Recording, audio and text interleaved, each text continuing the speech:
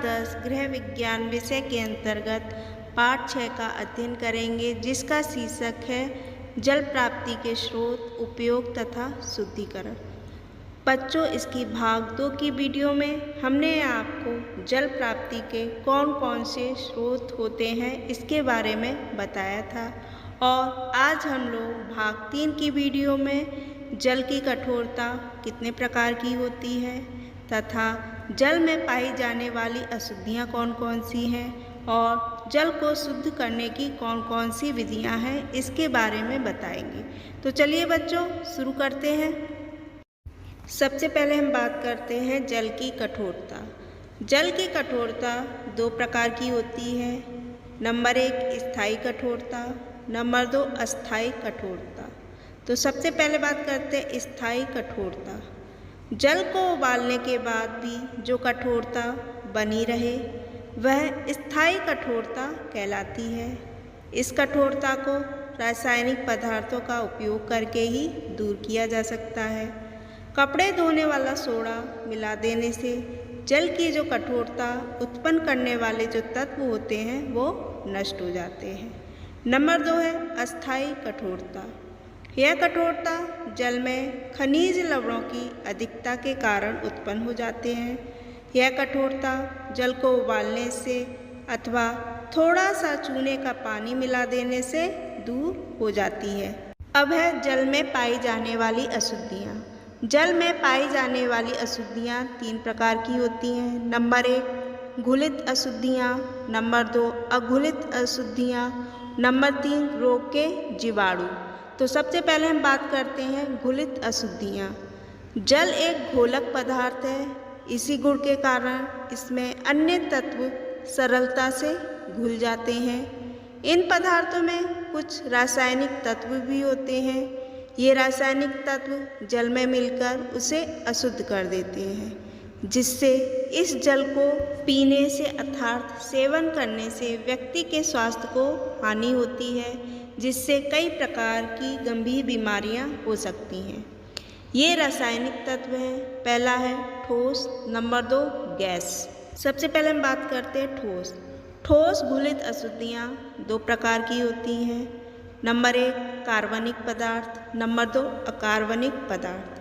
कार्बनिक पदार्थ इसके अंतर्गत वनस्पति घुलित अशुद्धियाँ आ जाती हैं, और अकार्बनिक पदार्थ के अंतर्गत calcium, magnesium, sulphate, chloride, fluoride, nitrates, संख्या तथा सीसा आदि अकार्बनिक पदार्थ आ जाते हैं। नंबर 2 है गैसें। कुछ गैसें भी पानी में मिलकर पानी को दूषित कर देती हैं, जैसे कार्बन डाइऑक्साइड, सल्फोरेटेड और हाइड्रोजन गैस। ये सभी गैसें हमारे स्वास्थ्य पर बुरा प्रभाव डालती हैं। नंबर 2 है अघुलित अशुद्धियाँ। इन्हें तैरने वाली अशुद्धियाँ भी कहा जाता है। इन अशुद्धियों को स्पष्ट रूप से देखा जा सकता है, यानी ये अशुद्धियाँ हमें दिखाई देती हैं। ये 2 प्रकार की होती हैं। नंबर 1 कार्बनिक अशुद्धियाँ, नंबर 2 अकार्बनिक अशुद्धियाँ। पहला है कार्बनिक अशुद्धियाँ। इसके अंतर्गत पशुओं तथा वनस्पतियों के सड़े गले कण सम्मिलित किए जाते हैं। नंबर 2 है अकार्बनिक अशुद्धियाँ।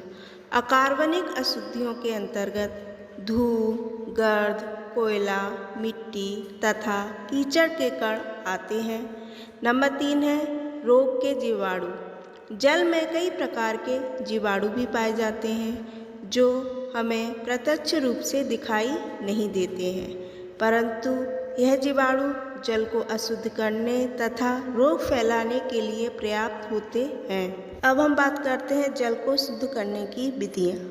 अशुद्ध जल का सेवन करने से हमारे स्वास्थ्य पर बुरा प्रभाव पड़ता है और विभिन्न प्रकार के रोग उत्पन्न होते हैं। भारत में अशुद्ध जल एक समस्या है। गांव में यह स्थिति और भी विकट है, जहां जल के सीमित साधन हैं।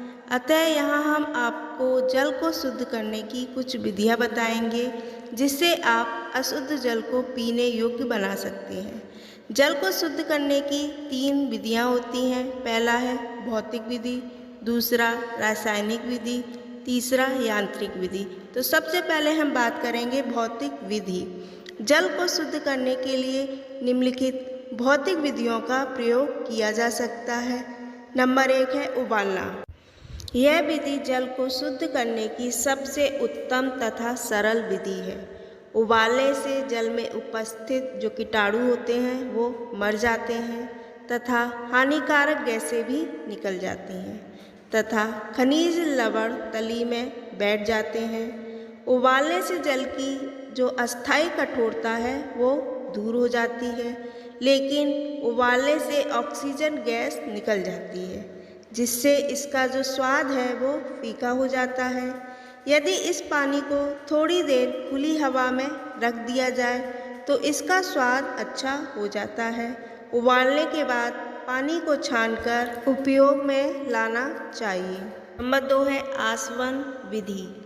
आसवन विधि द्वारा शुद्ध किया गया जल पूर्ण रूप से रोगाणु मुक्त हो जाता है।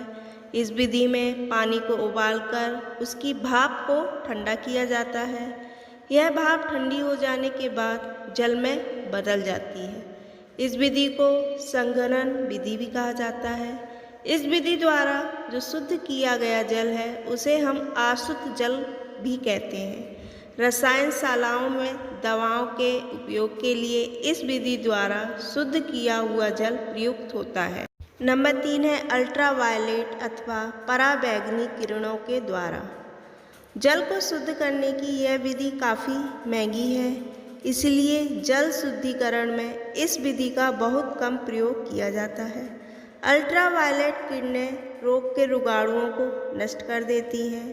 किरणों के प्रभाव से जल शुद्ध हो जाता है। अब जल को शुद्ध करने की जो दूसरी विधि है वो है रासायनिक विधि। इस विधि द्वारा कुछ रासायनिक पदार्थों को निश्चित मात्रा में जल में डाला जाता है, जिससे जल शुद्ध हो जाता है।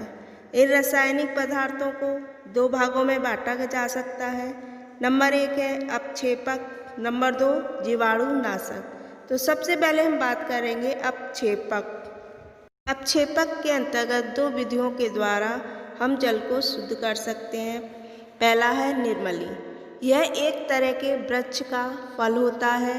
इस फल को किसी बड़े बर्तन की तली में तथा चारों ओर अच्छी तरह रगड़ दिया जाता है। अशुद्ध जल को इस बर्तन में भरकर रख दिया जाता है। जो अशुद्धियाँ होती हैं वो बर्तन की तली में बैठ जाती हैं। शुद्ध जल को किसी दूसरे बर्तन में निथाल लिया जाता है और जल पीने योग्य हो जाता है। नंबर 2 है फिटकरी। 10 लीटर पानी में 1 ग्राम फिटकरी डालने से जो जल की अशुद्धियाँ होती हैं वो सभी बर्तन की तली में बैठ जाती हैं और ऊपर का जो शुद्ध पानी है उसे निथार कर हम प्रयोग में ला सकते हैं। अपक्षेपक पदार्थों द्वारा जल में जो मिले जीवाणु होते हैं वो नष्ट नहीं होते हैं। रासायनिक विधि के अंतर्गत जल को शुद्ध करने की जो दूसरी विधि है वो है जीवाणुनाशक। जल को जीवाणु रहित करने के लिए कुछ जीवाणुनाशक पदार्थ जल में मिला दिए जाते हैं। यह जीवाणुनाशक पदार्थ निम्न है। नंबर 1 है आयोडीन। आयोडीन एक कीटाणुनाशक है। यह पानी को विसंक्रमित करने के लिए बाजार में गोली के रूप में तथा तरल रूप में मिलता है।